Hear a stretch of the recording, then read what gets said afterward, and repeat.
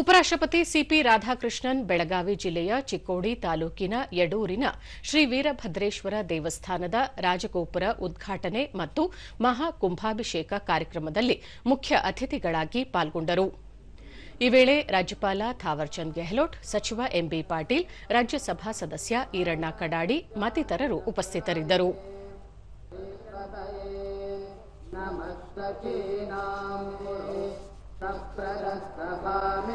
ಮಹಾಸನ್ನಿಧಿಯವರಿಂದ ಆಶೀರ್ವಾದ.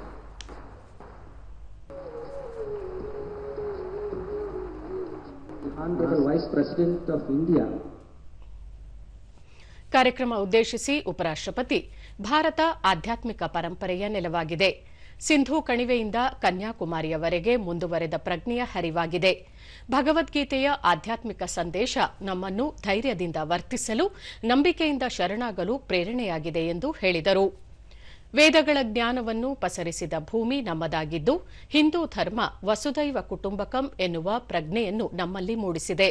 ಎಲ್ಲರನ್ನೂ ಪ್ರೀತಿಸುವ, ಆದರಿಸುವ ಮಾನವೀಯತೆ ನಮ್ಮಲ್ಲಿದೆ ಎಂದರು. ನದಿ, ಪರ್ವತ, ಪ್ರಾಣಿ ಮತ್ತು ಪ್ರತಿಯೊಬ್ಬ ಮನುಷ್ಯರಲ್ಲೂ ದೈವತ್ವವನ್ನು ಕಾಣುವುದು ನಮ್ಮ ಧರ್ಮವಾಗಿದೆ. ವೀರಶೈವ ಲಿಂಗಾಯತ ಮಠಗಳು ಮತ್ತು ದೇವಾಲಯಗಳು ಹಿಂದಿನಿಂದಲೂ ಸಮಾಜಕ್ಕೆ ಮಹತ್ವದ ಕೊಡುಗೆ ನೀಡುತ್ತಾ ಬಂದಿವೆ. ಶಿಕ್ಷಣ, ಸಂಸ್ಕೃತಿ ಮತ್ತು ಸಮಾಜದ ಕಲ್ಯಾಣಕ್ಕೆ ಅಮೂಲ್ಯ ಸೇವೆ ಸಲ್ಲಿಸುತ್ತಿವೆ ಎಂದು ಹೇಳಿದರು.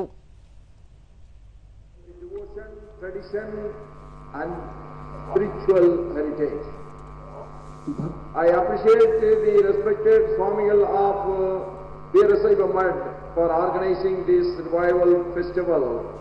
Our great nation, Bharat, is a living civilization over many centuries, thousands and thousands of years. ರಾಜ್ಯಪಾಲ ಥಾವರ್ಚಂದ್ ಗೆಹ್ಲೋಟ್, ಯಡೂರು ಕ್ಷೇತ್ರ ಧಾರ್ಮಿಕ, ಶೈಕ್ಷಣಿಕ ಮತ್ತು ಸಾಮಾಜಿಕ ಉನ್ನತಿಗೆ ಮಹತ್ವದ ಕೊಡುಗೆ ನೀಡುತ್ತಿದೆ. ಶ್ರದ್ಧೆ, ಭಕ್ತಿ ಮತ್ತು ಸಾಂಸ್ಕೃತಿಕ ಪರಂಪರೆಯ ಪ್ರತೀಕವಾಗಿದೆ. ಇಂದು ಉದ್ಘಾಟನೆಯಾಗಿರುವ ರಾಜಗೋಪುರವು ಆಧ್ಯಾತ್ಮಿಕ ಉನ್ನತಿ ಸಾಧಿಸಲು ಸಮರ್ಪಣೆ ಮತ್ತು ಸೇವೆಯ ಮಾರ್ಗವನ್ನು ಅನುಸರಿಸಬೇಕೆಂಬ ಸಂದೇಶ ನೀಡುತ್ತದೆ ಎಂದು ಹೇಳಿದರು. ಸಾಧು ಸಂತರು ಭಾರತೀಯ ಸಂಸ್ಕೃತಿಯ ಚೈತನ್ಯವಾಗಿದ್ದಾರೆ. ಇಡೀ ಜಗತ್ತನ್ನು ಕುಟುಂಬದಂತೆ ಕಾಣುವುದು ನಮ್ಮ ಧರ್ಮದ ಮೂಲವಾಗಿದೆ. ಮಾನವ ಸೇವೆಯನ್ನು ದೇವರ ಸೇವೆ ಎಂದು ಪರಿಗಣಿಸುತ್ತೇವೆ. ವಿಶ್ವ ಶಾಂತಿಗೆ ಇದು ಅಗತ್ಯವಾಗಿದೆ ಎಂದು ಅಭಿಪ್ರಾಯಪಟ್ಟರು.